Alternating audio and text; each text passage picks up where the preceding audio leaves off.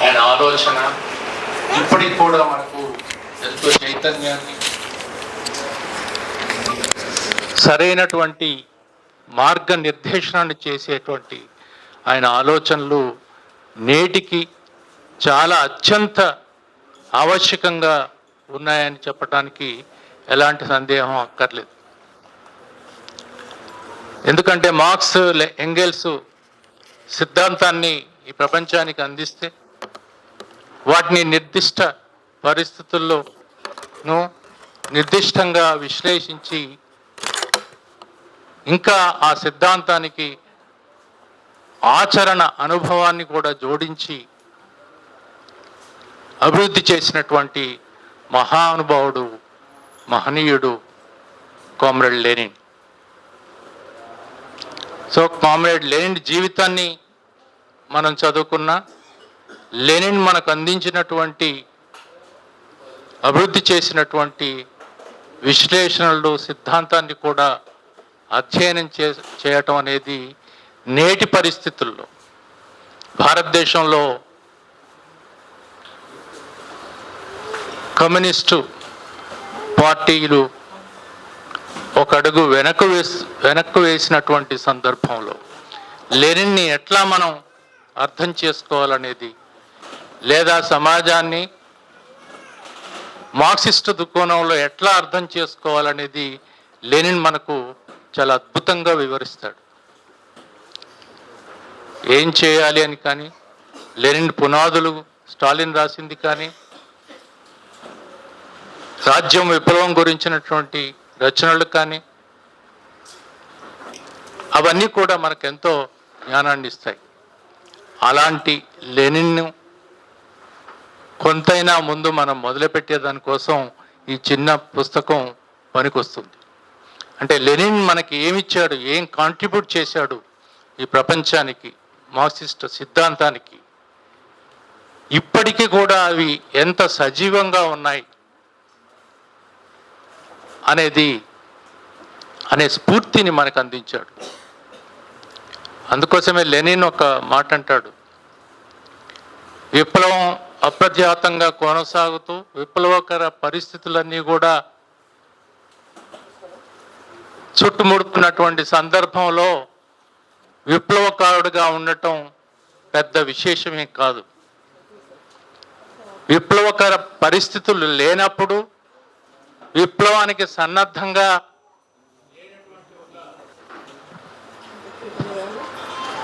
ఒక నిరాశాజనక పరిస్థితులు ఉన్నప్పుడు విప్లవకారుడుగా ఉండటమే అది గొప్ప విషయంగా భావించాలి అని నేను చెప్తాడు.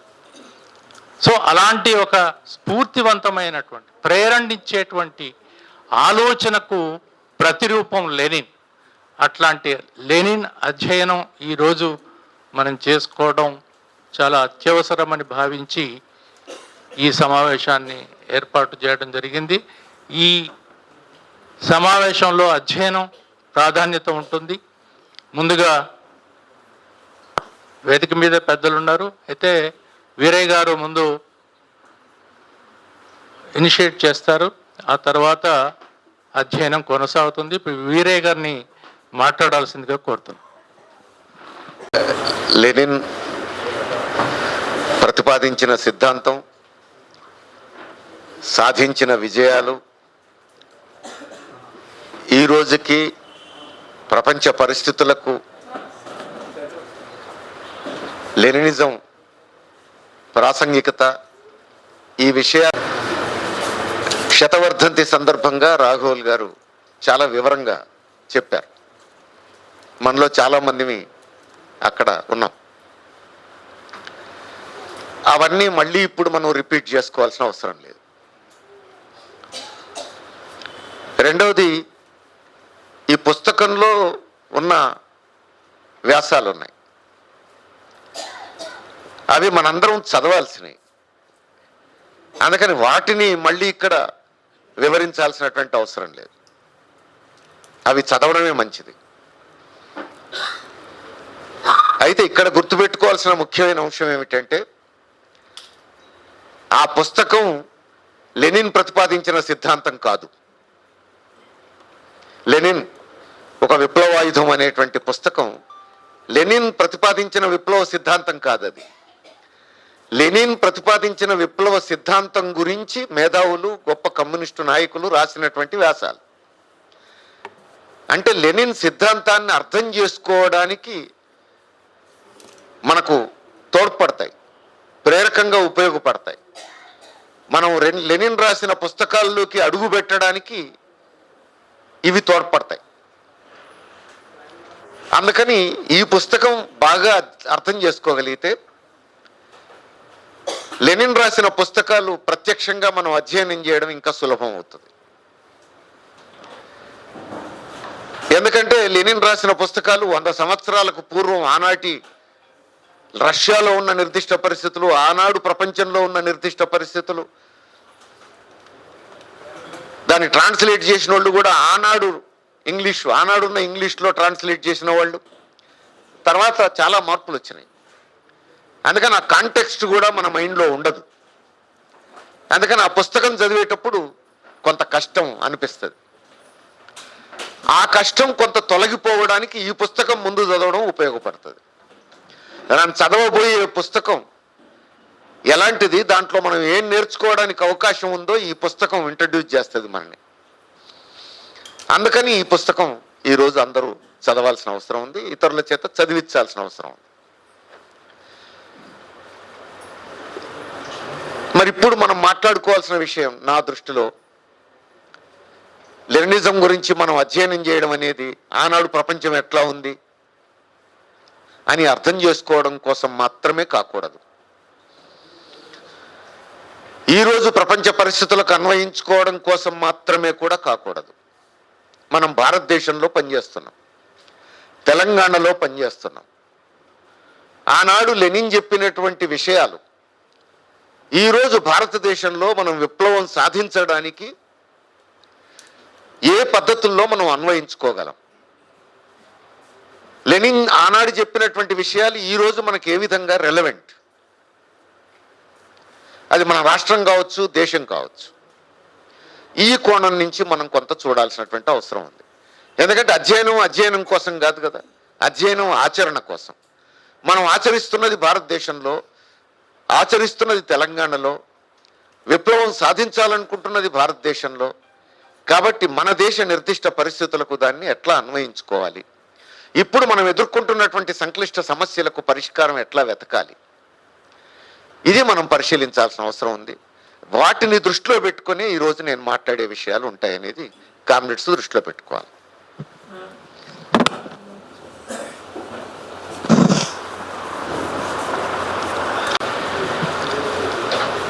ఈ పుస్తకంలో మన party general secretary Sitaram Yechury రాసిన వ్యాసం కూడా ఉంది. ఆ వ్యాసం చిట్ట చివరి పేరాలో ఆయన ఒక మాట చెప్పాడు.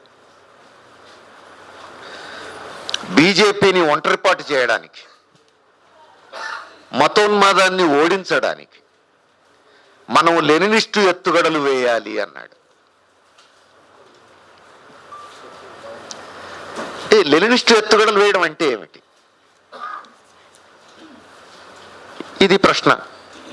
మనల్ని అనేక ప్రశ్నలు వేధిస్తున్నాయి. ఇప్పుడు అదొక ప్రశ్నే, మనల్ని వేధిస్తున్న ప్రశ్నే. లెనినిస్టు ఎత్తుగడల గురించి కూడా ఇందులో ఒక వ్యాసం ఉంది. ఆయన సీతారాం యేచూరి లెనినిస్టు ఎత్తుగడలు ఏ పరిస్థితుల్లో ఎలాంటి ఎత్తుగడలు వేసాడో చెప్పాడు. ప్రభాత్ పట్నాయక్ ఏ పరిస్థితికి అనుగుణమైనటువంటి సిద్ధాంతాన్ని ఎట్లా చెప్పాడు లెనిన్ చెప్పాడు. అవి బాగానే ఉన్నాయి. కాకపోతే సీతారాం యేచూరి గారు చెప్పింది ఏమిటి? ఆయన తన పరిస్థితులకు అనుగుణంగా ఎత్తుగడలు వేసాడు, అట్లనే ఇక్కడ మన పరిస్థితులకు అనుగుణంగా మనం ఎత్తుగడలు వేయాలి. లెనినిస్టు ఎత్తుగడలను అర్థం చేసుకొని, జీర్ణం చేసుకొని ఇక్కడ మనం అలాంటి ఎత్తుగడలు వేయాలి అన్నాడు. కాబట్టి మరి మనం ఇక్కడ లెనినిస్టు ఎత్తుగడలు వేయడం అంటే అర్థం ఏమిటి? ఇది మనని వేధించే ప్రశ్న. పుస్తకంలో ఈ టాస్క్ మన ముందు నుంచి క్లోజ్ చేశాడు ఆయన వ్యాసాన్ని. అది ఎండింగే. అందుకని ఇది మనం తేల్చుకోవాల్సినటువంటి అంశం. రెండో అంశం, పార్టీ పునాది చెదిరిపోతోంది. ఇప్పుడు ఆనందాచారి మాట్లాడేటప్పుడు చెప్పాడు ఒక విషయం. విప్లవోద్యమం ఉరుకులు పరుగుల్లో ఉన్నప్పుడు కమ్యూనిస్టుగా విప్లవకారుడుగా ఉండడం పెద్ద గొప్పేం కాదు. ఎదురు దెబ్బలు తింటున్న సమయంలో, బోర్ల పడుతున్న సమయంలో, నిరాశ నిస్పృహలున్న సమయంలో నువ్వు కమ్యూనిస్టుగా నిలదొక్కుంటేనే రియల్ టెస్ట్ అని చెప్పేసి లెనిన్ చెప్పాడని చెప్పేసి. ఇప్పుడు మనకు అది వర్తిస్తుంది. పార్టీ పునాది చెదిరిపోతున్నది. నిన్నగాక మొన్న శాసనసభ ఎన్నికలైనవి, ఓట్లు రాలేదు, మనం ఆశించిన ఓట్లు కూడా రాలేదు. అది మనల్ని వేధిస్తోంది. అట్లానే పార్టీలో నిర్మాణం కూడా పటిష్టత బలహీనపడింది. లుకలుకలు పెరిగినాయి. అందరం చెప్పుకుంటున్న మాటే. ఫోరంలో చెప్పుకుంటాం, ఫోరం బయట చెప్పుకుంటాం. నిజమే. మరి ఇట్లాంటి పరిస్థితుల్లో మనం ఏం చేయగలం?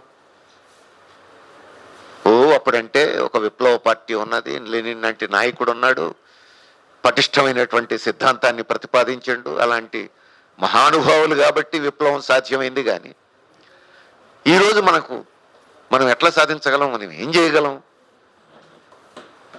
ఇట్లా కొంతమంది అనుకోవచ్చు.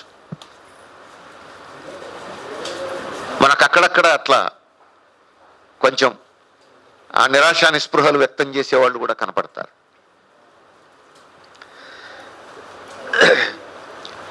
కాబట్టి దీనికి పరిష్కారం వెతకాలి. మరి లెనిన్ ప్రతిపాదించిన సిద్ధాంతాలు ఎక్కడైనా దీనికి పరిష్కారం చూపించినాయా మనం చూడాలి. లెనిన్ అనుభవాలు ఏమైనా మనకు ఈ రోజున్న పరిస్థితికి తోడ్పడతాయా మనం పరిశీలించాల్సిన అవసరం.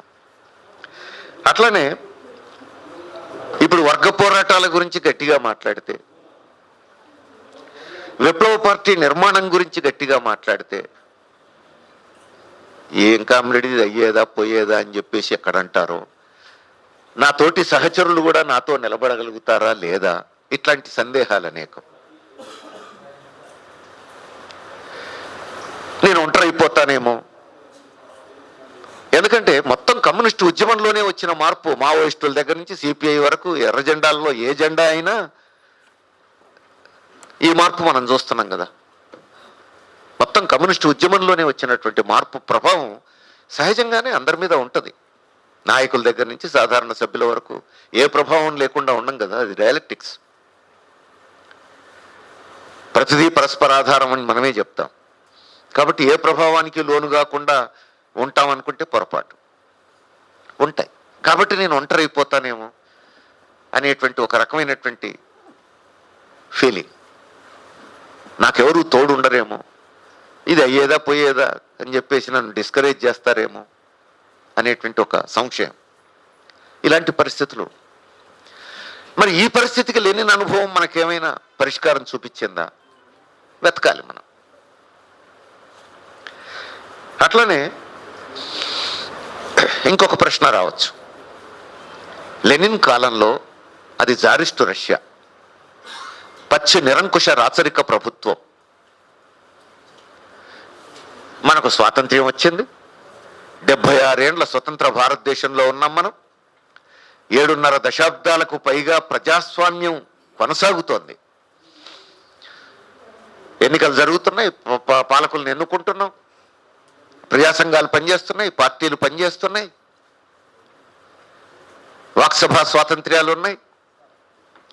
అందుకని ఆ రోజు పచ్చి నిరంకుశ ప్రభుత్వం ఉన్న కాలంలో ఒక పటిష్టమైనటువంటి కమ్యూనిస్టు పార్టీ, కేంద్రీకృత ప్రజాస్వామ్య సూత్రాలకు కట్టుబడడం అనివార్యమైనటువంటి ఒక కమ్యూనిస్టు పార్టీ,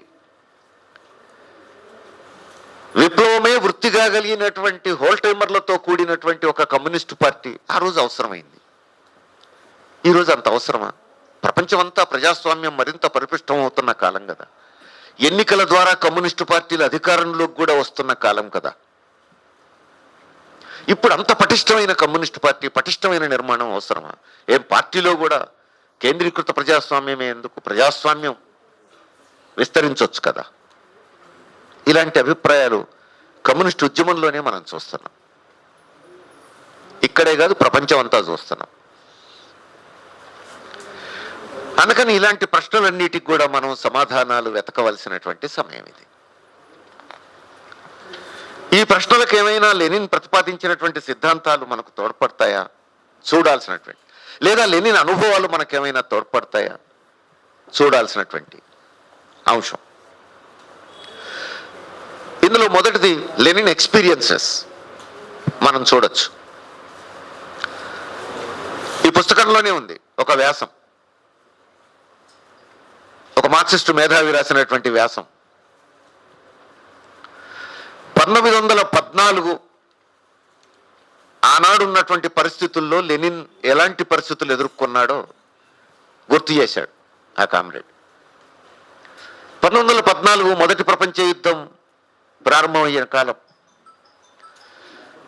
ఈ మొదటి ప్రపంచ యుద్ధం ప్రారంభం కాగానే అంతకుముందు వీర విప్లవకారులుగా ఉన్న వాళ్ళందరూ కూడా సోషల్ డెమోక్రాట్లు అని చెప్పుకున్న వాళ్ళు, అంటే అప్పుడు కమ్యూనిస్ట్ పార్టీ అనలేదు, ఇంకా సోషల్ డెమోక్రాట్లు అంటే ఇప్పుడు కమ్యూనిస్టులు అనుకోవాలి మనం.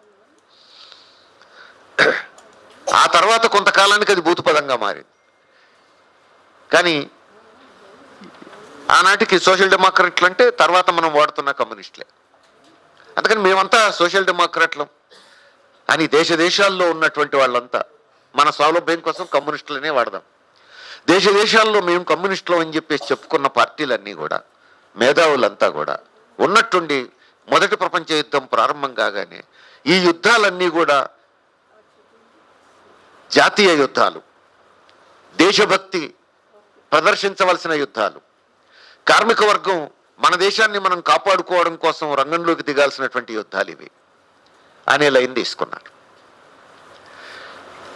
అంతర్జాతీయవాదులం కదా మనం. ఒక దేశంలో ఉన్న కార్మిక వర్గం మరో దేశంలో ఉన్న కార్మిక వర్గంతో పోట్లాడడం మంచిదా అన్నాడు లెనిన్. నీ సిద్ధాంతాలు పక్కన పెట్టు అన్నారు. రష్యాలో ఉన్నవాళ్ళు అన్నారు, ఇతర దేశాల్లో ఉన్నవాళ్ళు అన్నారు, నీ సిద్ధాంతాలన్నీ పక్కన పెట్టు, అవన్నీ చెప్పుకోవడానికి ఉపయోగపడతాయి. ఇప్పుడు యుద్ధం వచ్చింది, పక్క దేశం వాడు మన మీద వచ్చి దాడి చేస్తున్నాడు, నా దేశాన్ని నువ్వు కాపాడుకోవాలని కోసం నేను నిలబడతానని కమ్యూనిస్ట్ అనకపోతే ప్రజల్ని అంటుంటారా? మనం అంతర్జాతీయవాదులం అనే పేరుతో యుద్ధాన్ని వ్యతిరేకిస్తామంటే నిన్ను దేశద్రోహిగా పరిగణిస్తారు. కాబట్టి ఇది దేశభక్తితో యుద్ధంగానే పరిగణించాలి అన్నారు. మొత్తం ప్రపంచంలో ఒంటరయ్యాడు లెనిన్. ప్రపంచంలోనే ఒంటరైపోయాడు. ఇది 1914. విప్లవం ఎప్పుడు వచ్చింది? 1917. ప్రపంచంలో ఒంటరైనటువంటి సమయంలో 3 ఏళ్లలో నేను విప్లవానికి నాయకత్వం వహించబోతున్నానని ఉన్న కలగన్నాడా? కలగనలే. ఆయనే ఊహించలేదు 3 ఏళ్లలో విప్లవానికి నేనే నాయకత్వం వహిస్తాను అని. కానీ ఒంటరైపోయాడు. ఇప్పుడు ఆయనే ఊహించనప్పుడు ఇంకా ప్రపంచ కమ్యూనిస్టు నాయకుల్లో ఇంకెవరు మాత్రం ఊహిస్తారు? వాళ్ళందరూ పనికిమాలినోడని లెక్కేస్తున్న సమయం అది. నీ సిద్ధాంతం అంతా ఉట్టి మాటలు, పనికిరావు అని చెప్తున్న సమయం. కాబట్టి ఇతరులు కలలు కూడా ఊహించరు. లెనిన్ తనకు తానే అనుకోలేదు 3 ఏళ్లలో రష్యాలో విప్లవం వస్తుందని, దానికి తానే నాయకత్వం వహిస్తానని తానే ఊహించలేదు. కానీ ఇంత ఒంటరిపాటు అయినటువంటి లెనిన్ మరి 3 ఏళ్లలో విప్లవమే సాధించగలిగాడు కదా. ఎట్లా సాధించగలిగాడు? ఒంటరిపాటు అయిపోయానని చెప్పేసి చేతులు ఎత్తేసి ఉంటే, జబ్బలు జారేసి ఉంటే ఏం జరిగి ఉండేది? రష్యాలో విప్లవ పరిస్థితులు వచ్చేవి, ప్రజలు వీధుల్లోకి వచ్చేవాళ్ళు, కానీ పాల పొంగులాగా అట్లా వచ్చి మళ్ళీ చప్పున కిందికి చల్లారిపోయేవి. అదొక విప్లవంగా వచ్చేది కాదు. నాయకత్వం వహించగలిగేటువంటి ఒక కమ్యూనిస్టు నాయకత్వం లేకుండా విప్లవం రాదు కదా. కాబట్టి ప్రపంచంలో ప్రపంచ చరిత్ర గమనాన్ని మార్చినటువంటి 1917 అక్టోబర్ విప్లవం అనేది ఉండేది కాదు. కానీ ధైర్యంగా నిలబడ్డాడు. ప్రపంచం నా వెంట రాకపోయినా నాకు అర్థమైన విషయాలు కరెక్ట్ అనుకున్నాడు. ఏం చెప్పాడు? సామ్రాజ్యవాదం అనేటువంటి సిద్ధాంతాన్ని చెప్పాడు ఆయన. పెట్టుబడిదారీ వ్యవస్థ మార్క్స్ బతికున్న కాలంలో ఉన్నటువంటి సామ్రాజ్యవాద దశలోనే లేదు, పెట్టుబడిదారీ దశలోనే లేదు. ఆ పెట్టుబడిదారీ విధానం అత్యున్నత దశ సామ్రాజ్యవాదం అనేది ఒకటి వచ్చింది ఇప్పుడు. అందుకని ఇప్పుడు జరుగుతున్న యుద్ధం సామ్రాజ్యవాద యుద్ధం. ఈ సామ్రాజ్యవాద యుద్ధం దేశభక్తి యుద్ధం కాదు, ఇది మన దేశ ప్రజల కోసం జరుగుతున్న యుద్ధం కాదు. ఈ యుద్ధాన్ని మనం వ్యతిరేకించాలి అన్నాడు. ఆ ఆ తర్వాత 3 ఏళ్లకు ఈ యుద్ధ కాలాన్ని అంతర్గత యుద్ధంగా మార్చేయండి అన్నాడు, అంతర్యుద్ధంగా మార్చేయండి అన్నాడు. జారిస్టు రష్యా ప్రపంచ యుద్ధంలో భాగమైంది. ఇది దేశభక్తియుత యుద్ధం అని చెప్పి జారుకు మనం సమర్థించడం కాదు, మనం అంతర్యుద్ధంగా మార్చాలి అని చెప్పేసి అన్నాడు. జనం స్పందించారు, అంతర్యుద్ధంగా మారింది, విప్లవం జయప్రదమైంది. అందుకని ఇది ఒక కీలకమైనటువంటి అనుభవం. లెనిన్ లాంటివాడే ఒంటరైపోయి, ప్రపంచంలోనే ఒంటరైపోయినటువంటి స్థితిలో ఇప్పుడు మనం పార్టీ కొంచెం చెదిరిపోయింది, అయ్యో నిర్మాణం కూడా కొంచెం బలహీనపడింది, లుకలుకలు అని మనం ఆందోళన చెందాల్సినటువంటి అవసరం ఉందా?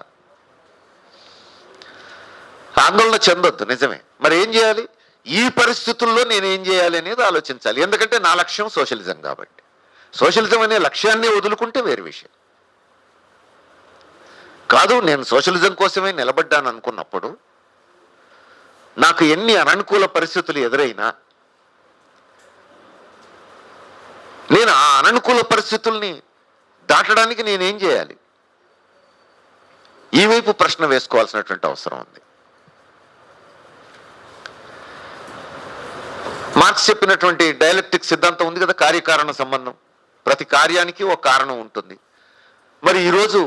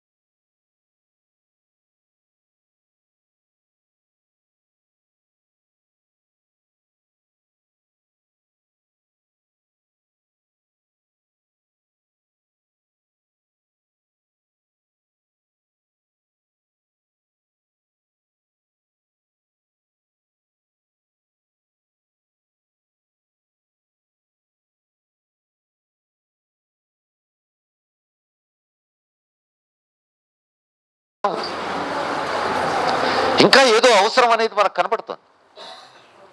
ఇది ప్రాక్టికల్గా మన అందరం చూస్తున్నది. రేపు ఏప్రిల్లో మళ్ళీ బీజేపీ రావద్దు కదా. అందుకే అన్నాడు సీతారాం, లెనినిస్ట్ ఎత్తుగడలు ఇక్కడ అవసరం అని. మనం బుర్రను తొలిచే పురుగు అదే. ఆ లెనినిస్ట్ ఎత్తుగడలు అంటే ఏంటి అనేది వద్దాం, సమాధానం వెతుకుతూ పోదాం మనం. రెండో ఆస్పెక్ట్ ఇందులో అనుకుందాం కాసేపు, బీజేపీ మళ్ళా గెలిచింది అనుకో, ఇక అయిపోయిందా? ఇక మనం ఏం చేయలేమా? గుడ్డలు దడిచేపోవాలనా? హిట్లర్ వచ్చిన దేశంలోనే విప్లవం వచ్చింది కదా, ముస్సోలిని వచ్చిన దేశంలోనే మళ్ళీ ప్రజాస్వామ్యం పునరుద్ధరించబడింది కదా. అంతకంటే మొనగాడా?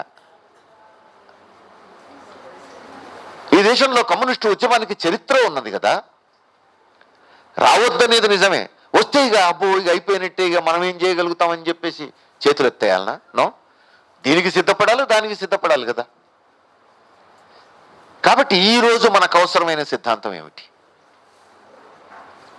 ఇది మనం అందరం వెతకాల్సింది. ఆ వెతికే క్రమంలో లెనిన్ మనకేమైనా చెప్పిండా తన అనుభవంలో?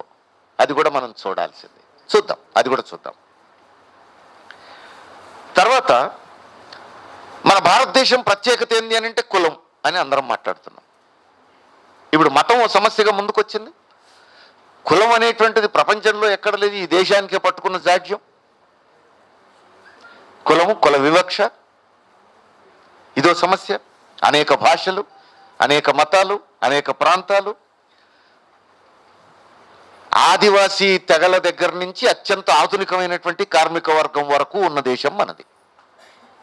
మరి ఇలాంటి సంక్లిష్టమైనటువంటి భారతావనిలో విప్లవం సాధించడం ఎట్లా? ఇది ప్రశ్నే. మిగతా వాటన్నిటికీ మార్క్సిస్టు మూల గ్రంథాల్లో మనం అధ్యయనం చేస్తూ ఉంటే ఎక్కడనో ఒక చోట తోక దొరక్కపోదు, కానీ కులానికి ఎక్కడ దొరకాలి? ఎక్కడనో ఉన్న మార్క్స్ ఆ బ్రిటిష్ వాడి రిపోర్ట్స్ ఆధారంగా ఇక్కడ ఏదో కులం ఒకటి ఉన్నట్టుంది భారతదేశంలో అని కొన్ని వ్యాఖ్యలు చేశాడు. సమగ్రంగా ఆయన అధ్యయనం చేసిండని అనలేము. కాబట్టి మరి కులానికి సమాధానం ఎక్కడ దొరకాలి మనకు? కులానికి సమాధానం దొరకకుండా, భారతదేశంలో కుల వ్యవస్థను అడ్రస్ చేయకుండా భారతదేశంలో విప్లవం సాధ్యమా? సాధ్యం కాదు కదా. ఇది ఒక పెద్ద ఆటంకం కదా. కాబట్టి మరి ఏం చేయాలి? కులం గురించి చెప్పకపోవచ్చు, కానీ పరిష్కారం వెతకడం కోసం మార్గం లెనిన్ చూపించిన దాంట్లో ఉంది. లెనిన్ 1899లో రాసిన పుస్తకం ఏంటి? రష్యాలో పెట్టుబడిదారీ విధానం అభివృద్ధి. ముందు అది రాసిన తర్వాతనే మిగిలినవన్నీ మీరు చూడండి. అంతకుముందు ఏమన్నా రాసి ఉండొచ్చేమో కానీ ఎవరి దృష్టిలో లేవు అవి. రష్యాలో పెట్టుబడిదారీ విధానం అభివృద్ధి గురించి ఆయన ముందు లోతుగా అధ్యయనం చేశాడు. రష్యాలో పెట్టుబడిదారీ విధానం అభివృద్ధి ఏ మేరకు జరిగిందో నేను అర్థం చేసుకోకుండా రష్యా విప్లవం లేదు అని అనుకున్నాడు ఆయన ముందు. అందుకని ముందు ఆ పని చేశాడు. మరి భారతదేశంలో పెట్టుబడిదారీ విధానం అభివృద్ధి ఏ మేరకు జరిగిందో మనం ఎంత లోతుగా అధ్యయనం చేసినాం ఇక్కడ ఉన్నోళ్ళం? ఎవరికి వాళ్ళం పరిశీలించుకోవాలి. భారతదేశంలో పెట్టుబడిదారీ వ్యవస్థ ఏ మేరకు అభివృద్ధి అయింది అనేది లోతైన అధ్యయనం చేయాలి కదా మనం. అది చెయ్యకుండా మతం అర్థం కాదు, అది చెయ్యకుండా కులం అర్థం కాదు, అది చెయ్యకుండా కార్మిక కర్షక ఐక్యత అర్థం కాదు, అది చేయకుండా భాషల సమస్య అర్థం కాదు, అది చేయకుండా జాతుల సమస్య అర్థం కాదు, అది చేయకుండా ప్రాంతీయ సమస్యలు అర్థం కావు కదా. అది కీలకమైంది. లెనిన్ ఆ పని చేశాడు. రష్యాలో ముందు పెట్టుబడిదారీ వ్యవస్థ అభివృద్ధి గురించి అధ్యయనం చేసి ఆ తర్వాత మిగతా వీటికి పోయింది. మనం ఏం చేస్తున్నాం? కొంచెం దానికి రివర్స్ చేస్తున్నాం. ఈ దేశంలో పెట్టుబడిదారీ వ్యవస్థ ఏ మేరకు అభివృద్ధి అయిందో లోతుగా అధ్యయనం చేసే ప్రయత్నం కంటే భారతీయ సమాజంలో వివక్షలకు వ్యతిరేకంగా పోరాడినటువంటి యోధుల గురించి మనం అధ్యయనం చేస్తున్నాం. యోధులు అనే మాట ఎందుకంటున్నానంటే ఆనాటికి వాళ్లే విప్లవకారులు, వాళ్లే యోధులు. సమాజానికి ఎదురీదిన్లు, ఏటికి ఎదురీదిన్లు, సునామీకి ఎదురీదిన్లు. కాబట్టి వాళ్ళు యోధులే. కానీ లెనిన్ ఏం చెప్పాడు? విప్లవ సిద్ధాంతం లేకుండా విప్లవం లేదు. వాళ్ళు చెప్పింది విప్లవ సిద్ధాంతం కాదు. ఇప్పుడు అత్యంత ఆధునికమైనటువంటి విప్లవ సిద్ధాంతం మన చేతుల్లోకి వచ్చింది. అందుకని చరిత్రలో ఏ సమయంలో వాళ్ళు ఎలాంటి పాత్ర పోషించారు అవన్నీ అధ్యయనం చేయకుండా భారతీయ సమాజం అర్థం కాదు. వాళ్ళ వారసత్వాన్ని మనం ఎట్లా పుణికిపుచ్చుకోవాలి అవన్నీ మనం తీసుకోవాలి. అదే సమయంలో ఇప్పుడు భారతదేశంలో విప్లవం సాధించడానికి ఉపయోగపడేది మార్క్సిజం లెనినిజం. ఇది అత్యంత ఆధునికమైనటువంటి సిద్ధాంతం అనే విషయం మనం అర్థం చేసుకోవాల్సి ఉంటుంది. దీన్ని ఏ విధంగా అన్వయించగలం ఈ దేశ పరిస్థితులకు అని అంటే, పెట్టుబడిదారీ వ్యవస్థ ఏ మేరకు డెవలప్ అయిందో మనం లోతుగా పరిశీలిస్తే అన్వయింపు కూడా సాధ్యమైంది. అందుకని ఈ పని చేస్తే ఎవరికి వాళ్ళం అన్వయించవచ్చు. ఇప్పుడు చేయాల్సిన పని అది. ఒకవైపు పెట్టుబడిదారీ వ్యవస్థ ఏ మేరకు అభివృద్ధి అయిందో అధ్యయనం చేయాలి, రెండో వైపు చరిత్రలో అలాంటి సామాజిక పోరాట యోధుల కృషిని అధ్యయనం చేయాలి. ఈ రెండు అధ్యయనం చేసినప్పుడు మనకు మార్గం దొరుకుతుంది. ఏదో ఒకదానికి మొగ్గొద్దు. అల్టిమేట్గా దారి చూపించేది మార్క్సిజం లెనినిజం అనే విషయం మనం మర్చిపోకూడదు. తర్వాత అధికారం కోసం జరిగేటువంటి పోరాటంలో కార్మిక వర్గానికి కమ్యూనిస్టు పార్టీ తప్ప మరో ఆయుధం లేదు అన్నాడు లెనిన్. ఎందుకు ఈ మాట అన్నాడు? ఇది మనం తేల్చుకోవాల్సింది. ఈ మాట ఎందుకు అన్నాడు? అట్లనే ఇంకా కొన్ని మాటలు చెప్పండి. విప్లవకారులతో కూడిన శక్తివంతమైన సంస్థ పోరాటాలకు నాయకత్వం వహించకపోతే స్పాంటేనియస్గా ఉద్భవించే కార్మిక వర్గ పోరాటాలు అసలైన వర్గ పోరాటాలుగా మారవు. ఏడాది పాటు జరిగిన రైతాంగ పోరాటం ఏదో కొన్ని చిన్న చిన్న పరిష్కారాలతో వెనక్కి తగ్గాల్సి వచ్చింది. నిజమైన వర్గ పోరాటంగా విప్లవోద్యమంగా అదేం టర్న్ కాలేదు. ఇప్పుడు వస్తున్న రైతాంగ పోరాటం అంతే. దానికి నాయకత్వం వహించాల్సింది ఎవరు? విప్లవకారులతో కూడినటువంటి శక్తివంతమైనటువంటి సంస్థ నాయకత్వంలో జరగాలి ఆ పోరాటం. ఇప్పుడు ఆ రైతాంగ పోరాటంలో విప్లవ పార్టీ నాయకత్వంలో జరగట్లేదు. అది విప్లవ పార్టీ జెండా పట్టుకొని ఆ రైతులతో పాటు పోయి కూర్చుంటున్నాం మనం. ఏడాది జరిగిన పోరాటంలో అంతే. ఆ పోరాటం మొదలైంది, మనం కూడా జెండా పట్టుకొని పోయి కూర్చున్నాం. కానీ విప్లవ పార్టీ నాయకత్వంలో జరగాలంటున్నాడు లెనిన్. ఆ మార్గదర్శకత్వంలో జరగాలంటున్నాడు. ఆ స్థితి రావాలి, ఇంకా రాలేదు. ఆ స్థితి వస్తేనే అది నిజమైన వర్గ పోరాటంగా మారుతుంది అన్నాడు. ఇంకో పాయింట్ ఏం చెప్పాడు? హోల్ టైమర్స్ గురించి చెప్పాడు. విప్లవ కార్యక్రమాలే వృత్తిగా స్వీకరించిన ఉత్తమోత్తములతో కూడిన పార్టీ మాత్రమే పోరాడే అగ్రగామి పాత్ర నెరవేర్చగలదు అన్నాడు. పూర్తికాలం కార్యకర్త అంటే విప్లవమే వృత్తిగా కలిగినటువంటి వాళ్ళు ఇంకొక పని చేయరు. సర్టిఫికెట్ల కోసం చదవరు, ఉద్యోగాల కోసం చదవరు, లేదు భుక్తి కోసం వ్యవసాయం చేయరు, వృత్తి చేయరు, లేదా ఉద్యోగం చేయరు, లేదా కార్మికులుగా కంపెనీలో పనిచేయరు, వ్యాపారం చేయరు. మరి వాళ్ళు 24 గంటలు వాళ్ళ పని ఏమిటి అని అంటే, కుటుంబానికి కేటాయించే సమయం మినహా మిగిలిందంతా పార్టీ కోసమే, విప్లవం కోసమే. విప్లవమే వృత్తిగా కలిగిన వాళ్ళు అంటాడు. ఇప్పుడు మనలో ఇది పెద్ద చర్చనీయాంశమే. అంత అవసరమా? ఆ రోజుకు లెనిన్కి అవసరమైంది. ఆ రోజు ఉన్నటువంటి జారు చక్రవర్తి నిరంకుశత్వం వల్ల. ఇప్పుడు కూడా అంత అవసరమా? అంత పటిష్టమైనటువంటి హోల్ టైమర్లు అంటే అట్లా ఉండాలనా? చిన్న చిన్న వ్యాపారాలు చేసుకుంటే తప్ప, ఓ ప్లాట్లు అమ్ముకుంటే తప్ప, లేకపోతే చిన్న వ్యాపారంలో అప్పుడప్పుడు పోయి కూర్చుంటే తప్ప, లేదా నాగలి అరకన్నర దున్నేటోళ్ళు లేనప్పుడు పోయి ఒక రోజు దున్నొస్తే తప్ప, మరీ అంత కఠినంగా చూడాల్సిన అవసరం ఉందా? ఇది ఒక చర్చ. కానీ లెనిన్ ఈ విషయాలు చెప్పాడు. అయితే ఆ రోజుకి అది అవసరం, ఈ రోజుకి అంత అవసరం. 76 ఏళ్ళ స్వతంత్ర భారతదేశం, ప్రజాస్వామ్యంలో ఉన్న జారు చక్రవర్తి కాలం, ఈ కాలం ఒకటేనా అనే ప్రశ్న అడిగితే నిజమే, ఒకటి కాదు. నేనైనా అదే చెప్పాల్సి వస్తుంది. నిజమే, 76 ఏళ్ళ ప్రజాస్వామ్యం, ప్రపంచ చరిత్రలో సుదీర్ఘకాల ప్రజాస్వామ్యం మనగలిగిన దేశం భారతదేశం. అది నిజమే. ఆ రోజున్న పరిస్థితులు ఈ రోజున్న పరిస్థితులు ఒకటి కాదు, అది నిజమే. మరి మన నిర్మాణంలో మార్పులు అవసరం లేదా? అవే పిడివాదంగా పట్టుకొని ఈరోజు వెళ్ళాడాలా? ఈ ప్రశ్న ఆలోచించాల్సిన ప్రశ్నగా ముందుకు వస్తుంది. దానికి సమాధానం వెతకాలి మనం. ఇప్పుడు ఇక్కడనే లెనిన్ చేసిన పని ఏమిటి? ఎందుకు అవసరం అన్నాడు ఇలాంటి పార్టీ? రాజ్యము విప్లవం అనే పుస్తకం రాశాడు. State and revolution. రాజ్యాంగ యంత్రం శక్తి, దాని స్వభావాన్ని మనం కరెక్ట్గా అర్థం చేసుకోకుండా విప్లవం సాధించలేము.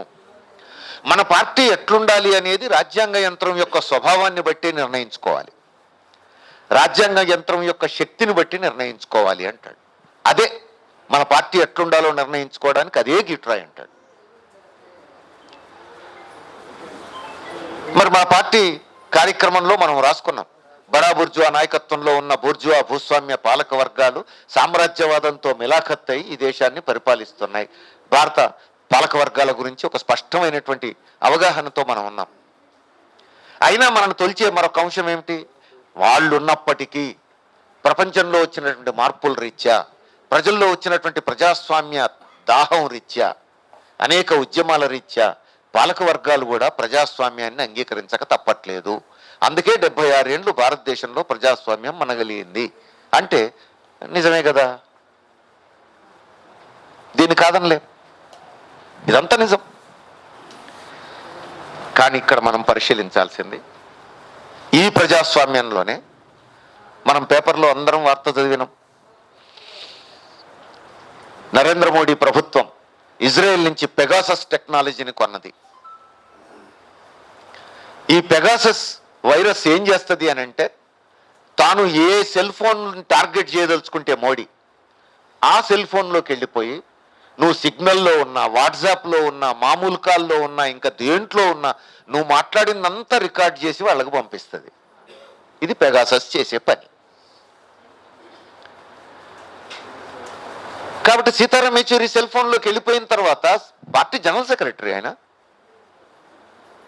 అయిపోయాయి. ప్రజాస్వామ్యంలోనే ఉన్నాం. నువ్వు విప్లవం గురించి మాట్లాడుతుంటే ఎవరు అరెస్ట్ చేయట్లేరు.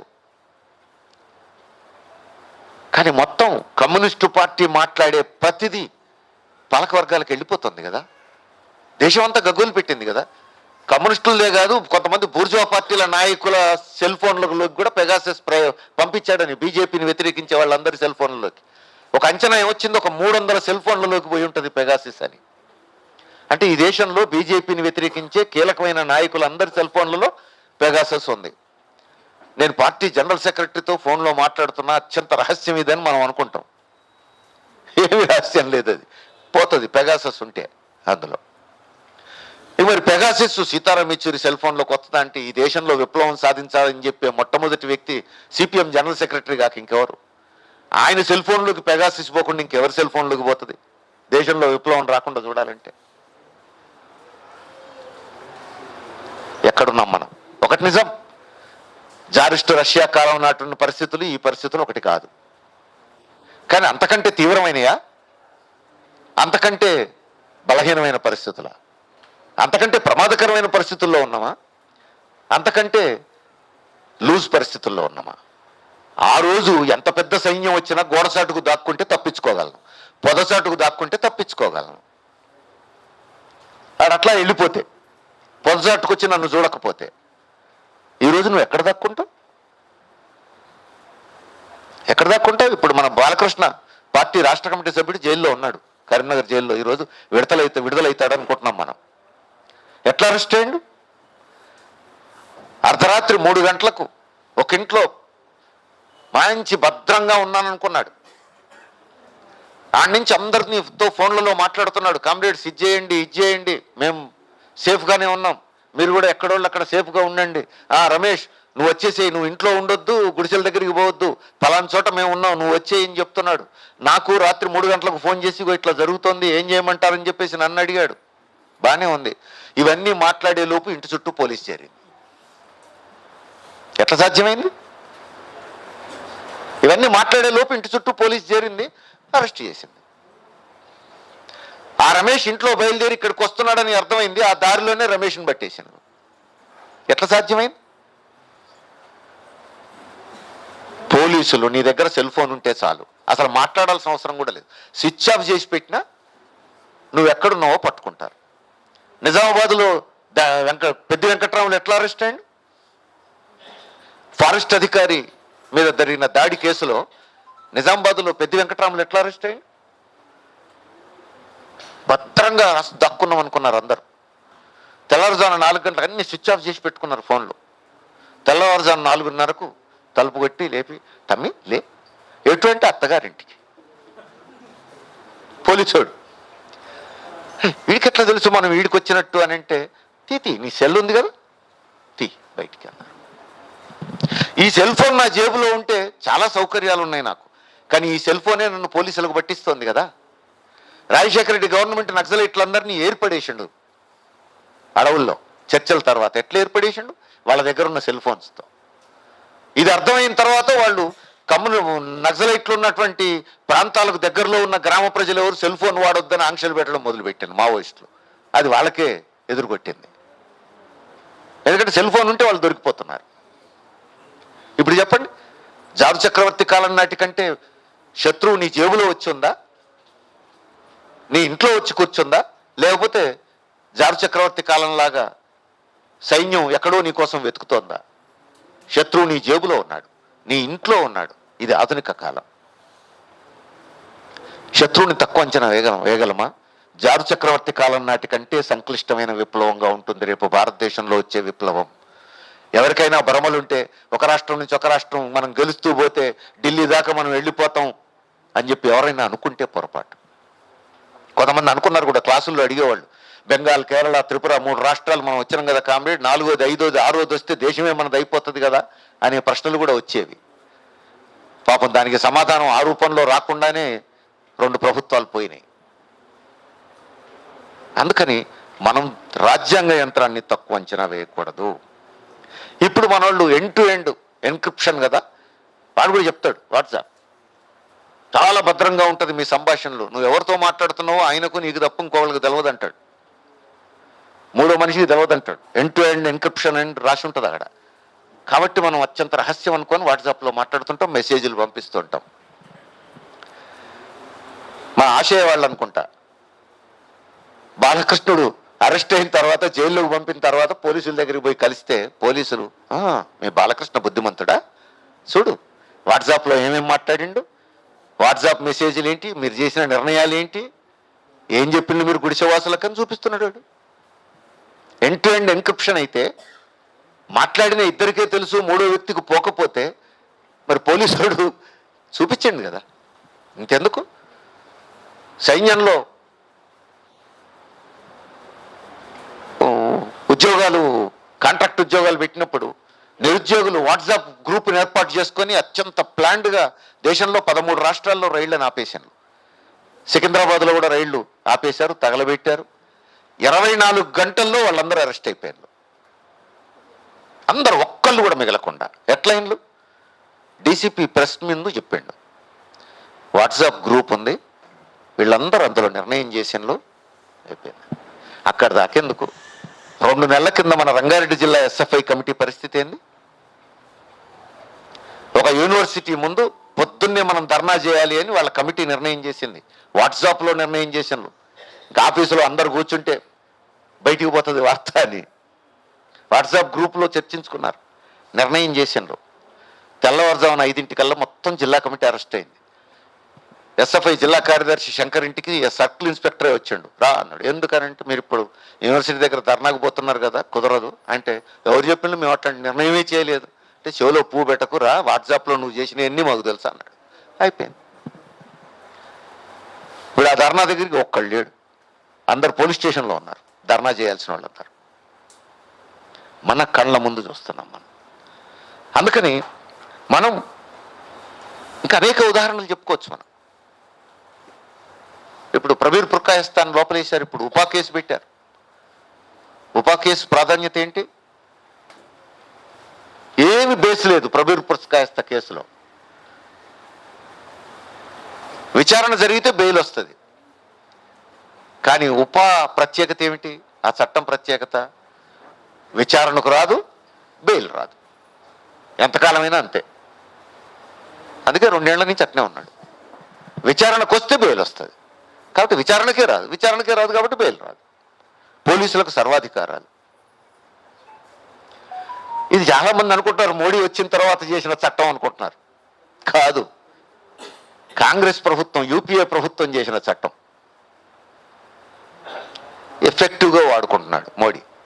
అందుకని కాంగ్రెస్ బీజేపీ తేడా ఏం లేదు. పాలక వర్గాలు ఏం కోరుకుంటున్నాయి అనేది కీలకం. రాజ్యాంగ యంత్రం ఏం కోరుకుంటుంది అనేది కీలకం. ఇది మోడీ వ్యక్తిగత వ్యవహారం కాదు, బీజేపీ పార్టీకి సంబంధించింది మాత్రమే కాదు.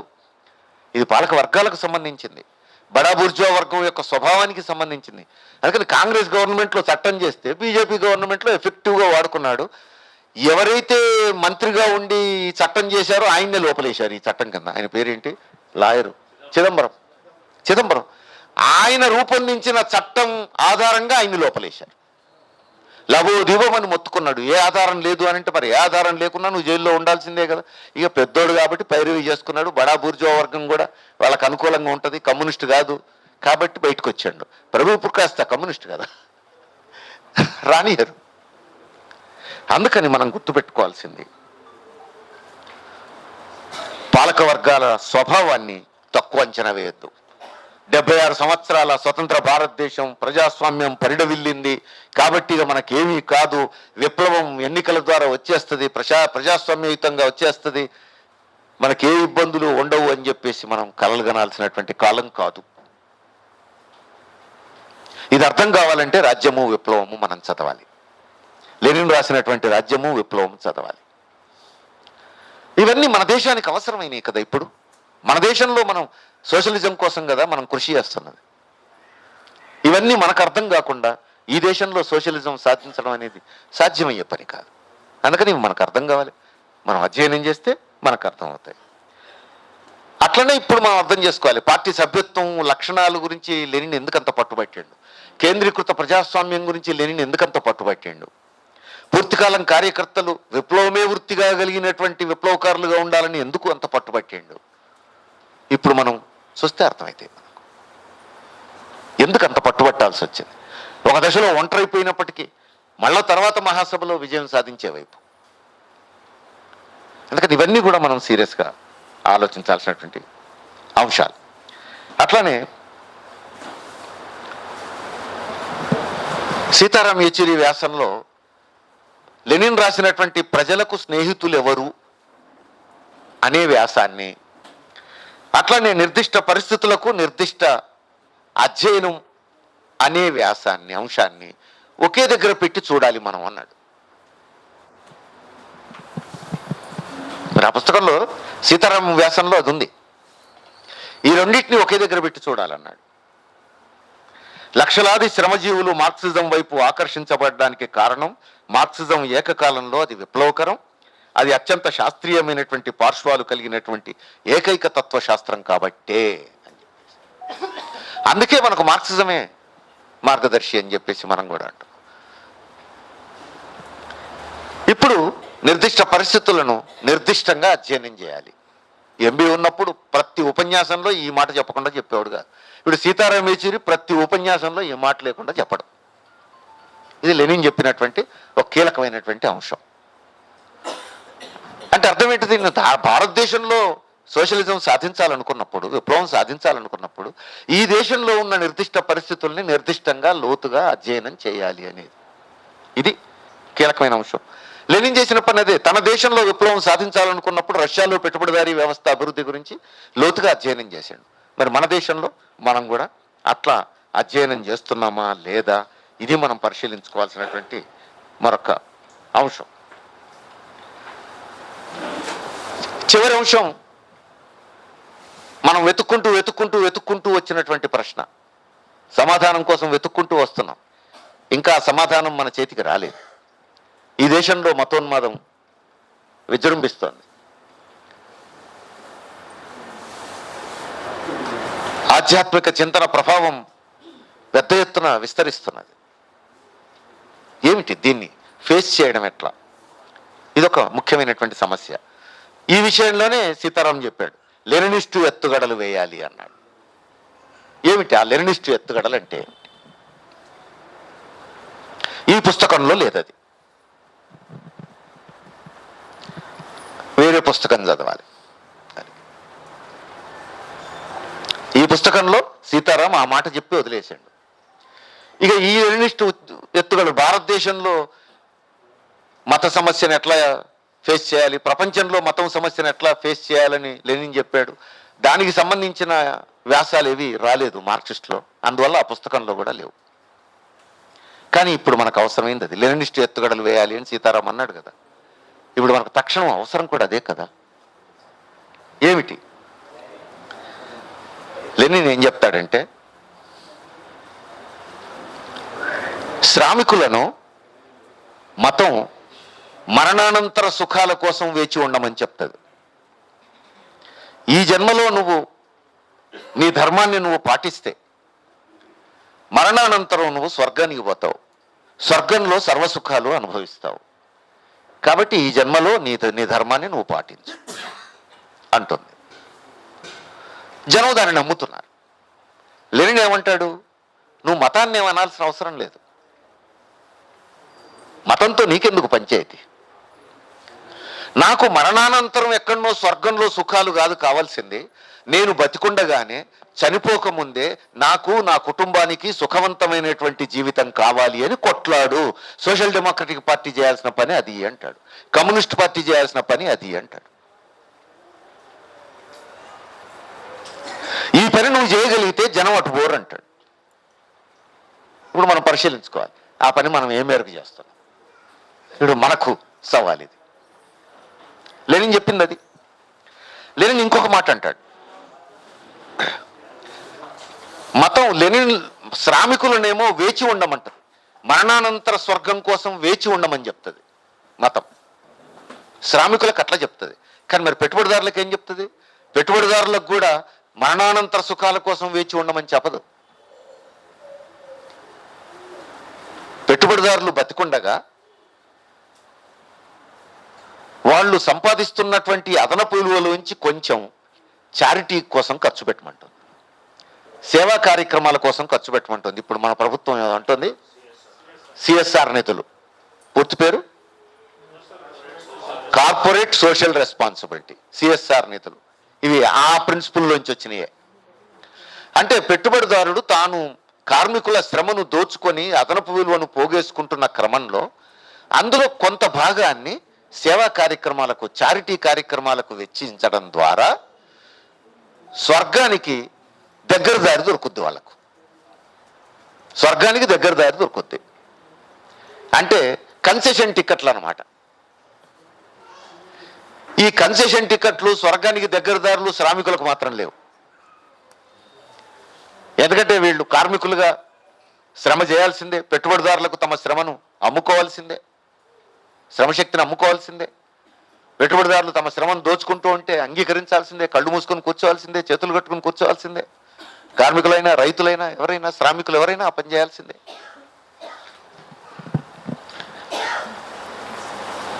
ఈ సిద్ధాంతం చెప్పడం ద్వారా మతం ఏం చేస్తోంది? పెట్టుబడిదారులు చేస్తున్నటువంటి దోపిడీకి ఒక మంచి సమర్థన ఇస్తోంది. ఆ దోపిడీని క్వశ్చన్ చేయగలిగే పరిస్థితి లేకుండా ఒక మంచి సమర్థన, జస్టిఫికేషన్ ఇస్తోంది. అందుకని లెనిన్ ఏమంటాడు, మరి ఇంత జరుగుతున్నప్పటికీ జనమంతా పొలువమని ఆ మతోన్మాదుల్ని ఎందుకు నమ్ముతున్నారు, మతాన్నే ఎందుకు నమ్ముతున్నారు, కమ్యూనిస్టుల వైపు ఎందుకు రావట్లేరు? ఈ ప్రశ్న వేస్తాడు లెనిన్. వేసి ఏమంటాడు, నేను ఇంగ్లీష్లో చదువుతాను అది. Importance of exploited classes in there struggle against exploitation. Importance అనే మాట వాడాడు. ఎంత సీరియస్ పదం వాడాడు చూడండి. నపుంసకత్వం, దోపిడీకి వ్యతిరేకంగా పోరాడవలసినటువంటి శ్రామికుల పోరాటం నపుంసకత్వాన్ని ఎదుర్కొంటున్నప్పుడు ప్రజలు అటుపోక ఎటుపోతారన్నాడు. ఇది లెనిన్ వేసిన ప్రశ్న. మనం కొంచెం పాలిష్డ్గా మాట్లాడుకోవాలంటే, ప్రజా పోరాటాలు బలహీనంగా ఉన్నప్పుడు, వర్గ పోరాటాలు బలహీనంగా ఉన్నప్పుడు, నాకు బతికొండగా సమస్యలు పరిష్కరించగలిగే నాథుడు నాకు దిక్కు అని దేవుడి దగ్గరికి పోతా కదా. అదే జరుగుతోంది అంటాడు. మరి ఇప్పుడు దేశంలో మతోన్మాదం పెద్ద సమస్యగా మనం ఎదుర్కొంటున్నాం. మరేమిటి ఈ లెనినిస్ట్ ఎత్తుగడలు మనం ఏ మేరకు ఆచరణలో పెడుతున్నాం? సీతారాం లెనినిస్ట్ ఎత్తుగడలు వేయమన్నాడు. ఈ లెనినిస్ట్ ఎత్తుగడల్ని మనం ఏ మేరకు ఆచరిస్తున్నాం మనం పరిశీలించుకోవాలి అందరం. అసలు వీటిని అధ్యయనం చేస్తున్నామా, ఆచరిస్తున్నామా? మీరు చూడండి, మన పార్టీ అఖిల భారత మహాసభలు, విశాఖపట్నం మహాసభ, హైదరాబాద్ మహాసభ, కన్నూరు మహాసభ, 3 మహాసభల తీర్మానాలు తీసి చూడండి మీరు. సరళీకృత ఆర్థిక విధానాలను మీద పోరాడకుండా మతోన్మాదాన్ని వెనక్కి కొట్టలేవు అని చెప్తుంది పార్టీ. అది లెనినిస్ట్ సూత్రం, అది లెనినిస్ట్ ఎత్తుగడ. మన పార్టీ అఖిల భారత మహాసభలు చెప్తున్నది అది. మరి ఆచరణలో మనం అది చేస్తున్నామా? ఎంత జయప్రదం అవుతున్నాం? ఎంత శ్రద్ధగా దాన్ని అమలు జరిపే ప్రయత్నం చేస్తున్నాం? ఇది ఇప్పుడు మనందరం పరిశీలించుకోవాల్సినటువంటి కీలకమైన అంశం. ఇంకొక ప్రశ్న వేసిండు లెనిన్. మన ఆలోచనలన్నీ అప్పుడు కూడా ఉన్నట్టున్నాయి. ఆయన ఉన్నప్పుడు కూడా, ఆయన చుట్టూ ఉన్నప్పుడు, ఆయన చుట్టూ చేరిన వాళ్ళు కూడా మనలాంటి వాళ్ళు ఉండుంటారు. అందుకే ఆయన ఇంకొకటి అన్నాడు, పెద్ద ఎత్తున నువ్వు కరపత్రాలు పంచడం ద్వారా, సిద్ధాంతాలు వల్లించడం ద్వారా కార్మిక వర్గాన్ని మతం విషయంలో నువ్వు చైతన్యపరచజాలవు అన్నాడు. ఇప్పుడు మనం ఏమనుకుంటాం? మతోన్మాదానికి వ్యతిరేకంగా కరపత్రాలు వేద్దాం, ఉపన్యాసాలు చెప్దాం, సెమినార్లు పెడదాం, క్లాసులు చెప్దాం, ఇవేవి కార్మిక వర్గాన్ని చైతన్యపరచజాలవు అన్నాడు లెనిన్. మరి ఏం చేయాలన్నాడు? పెట్టుబడిదారీ చీకటి శక్తుల మీద పోరాటంలో సొంత అనుభవాల నుంచి కార్మిక వర్గం నేర్చుకోవాలి అన్నాడు. అందుకని పెట్టుబడిదారీ వ్యవస్థ మీద నువ్వు పోరాడాలన్నాడు.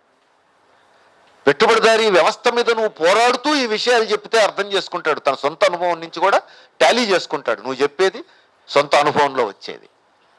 ఈ మొదటిది లేకుండా నువ్వు రెండోది ఎంత చెప్పినా అది ఏమి ఉపయోగపడదు, కార్మిక వర్గాన్ని చైతన్యపరచజాలదు అని వదిలేసిండు ఆయన. ఇప్పుడు మన అనుభవం ఏంటిది? అది పాలకవర్గాలకు ఉపయోగపడుతోంది. హిందుత్వ అని మనం అంటున్నా కొద్దీ మా హిందూ పతాన్ని అంటున్నారని జనం అనుకుంటున్నారు అని మనోళ్ళు మొత్తుకుంటా ఉన్నారు క్లాసులు చెప్తున్న చోట. అది హిందుత్వ శక్తులకే ఉపయోగపడుతున్నది అని ఒక ఆందోళన ఉంది, ఒక అభిప్రాయం ఉంది. ఎందుకు అది బూమరంగ్ అవుతుంది? మనం చెప్తుంది నిజమైనప్పటికీ.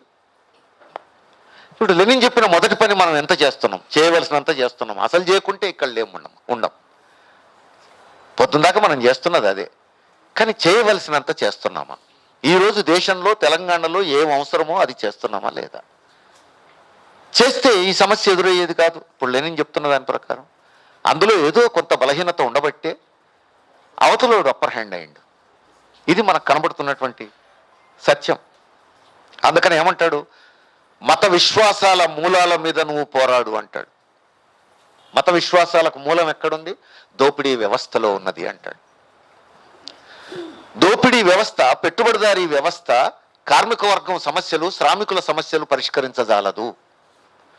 ఎప్పుడైతే ఆ వ్యవస్థలో శ్రామికుల సమస్యలు పరిష్కారం కావు, వాళ్ళు మతం వైపు పోతారు, దేవుడి వైపు పోతారు అంటాడు. అందుకని ఈ మత విశ్వాసాల మూలంలోకి నువ్వు వెళ్ళాలి. మతం చుట్టూ తిరిగితే ఉపయోగం లేదంటాడు. ఆ మూలంలోకి నువ్వు పోకుండా ఈ సమస్యకు పరిష్కారం చూడలేవు అంటాడు. అందుకని ఈరోజు భారతదేశంలో మనం ఎదుర్కొంటున్నటువంటి ఈ సమస్యలకు పరిష్కారం లెనినిస్టు ఎత్తుగడల్లోనే ఉన్నది. మన పార్టీ అఖిల భారత మహాసభలో లెనినిస్టు ఎత్తుగడలనే మాట వాడకుండా ఆ మాటే చెప్పింది, సరళీకృత ఆర్థిక విధానాల మీద పోరాడాలి, మతోన్మాదం మీద పోరాడాలి అని. మనం దాని డెప్త్ని క్యాచ్ చేయడంలో వెనకబడుతున్నాం. ఆ లోతుల్ని మనం అర్థం చేసుకోవాల్సిన అవసరం ఉంది. అందుకని మనం ఈ లెనిన్ శతవర్ధంతి సంవత్సరం సందర్భంగానైనా లెనిన్ రాసిన కీలకమైనటువంటి పుస్తకాలన్నీ మనం అధ్యయనం చేయడం మంచిది.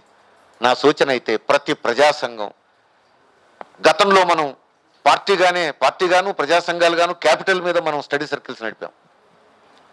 ఇప్పుడు లెనిన్ రచనల మీద 1 సంవత్సర కాలం పాటు స్టడీ సర్కిల్స్ నడపడం మంచిది. సిఐటియు కేంద్రం ఆల్రెడీ నిర్ణయం తీసుకున్నట్టుంది.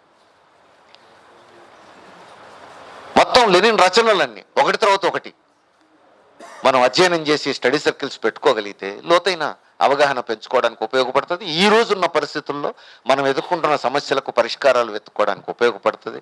ఆ వైపు అవి దృష్టిలో పెట్టుకొని ఆ పుస్తకాలు చదవడానికి మార్గం వెతికేందుకు ఈ పుస్తకం ఉపయోగపడుతుంది. నేను ముందే చెప్పాను, లెనిన్ చెప్పిన విషయాలన్నీ ఇందులో ఉండవు, కానీ లెనిన్ రాసిన పుస్తకం సులభంగా మనం చదవడానికి, సులభంగా అర్థం చేసుకోవడానికి ఈ పుస్తకం చదివి ఉంటే ఈజీ అవుతుంది.